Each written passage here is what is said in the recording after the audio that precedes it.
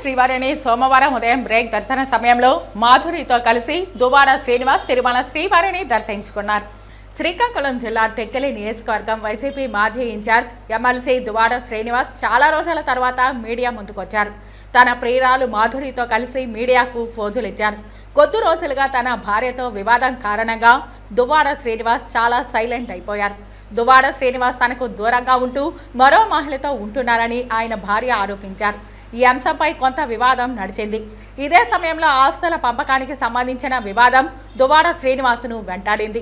సుమారు నెల రోజుల తర్వాత మళ్లీ తన ప్రియురాలు మాధురితో కలిసి దువ్వాడ శ్రీనివాస్ తిరుమల కొండపై కనిపించారు. ఉదయం బ్రేక్ దర్శనం సమయంలో మాధురితో కలిసి దువ్వాడ శ్రీనివాస్ తిరుమల శ్రీవారిని దర్శించుకున్నారు. అనంతరం వారిద్దరూ మీడియాకు ఫోజులిచ్చారు. తన భార్యతో వివాదం కారణంగా వైసీపీ టెక్కలి ఇన్ఛార్జ్ పదవి నుంచి దువ్వాడను తప్పించారు.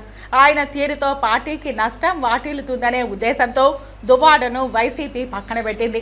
ఇటీవల జరిగిన సార్వత్రిక ఎన్నికల్లో టెక్కలి నుంచి వైసీపీ ఎమ్మెల్యే అభ్యర్థిగా పోటీ చేసిన దువ్వాడ శ్రీనివాస్ తన సమీప ప్రత్యర్థి టీడీపీకి చెందిన అచ్చెన్నాయుడు చేతిలో ఘోర పరాజయాన్ని చవిచూశారు. శ్రీ శ్రీ శ్రీ వెంకటేశ్వర స్వామివారి దర్శనార్థం అలాగే బ్రహ్మోత్సవాల సందర్భంగా స్వామివారి తాలూకా మరి మాడవీధుల్లో జరుగుతున్నటువంటి బ్రహ్మాండమైనటువంటి స్వర్గతుల్యంగా జరుగుతున్నటువంటి కార్యక్రమాన్ని కళ్ళారా చూద్దామని ఇవన్నీ తనివి తీరా చూసి స్వామివారి దర్శనం చేసుకుంటూ స్వామివారి ఆశీస్సులు పొందేందుకు స్వామివారిని ప్రార్థించుకుంటూ ప్రజలందరికీ కూడా శాంతి సౌకర్యాలు చేకూర్చే విధంగా ఆ స్వామివారి ఆశీర్వచనాలు ఉండాలని కోరుకుంటున్నాను.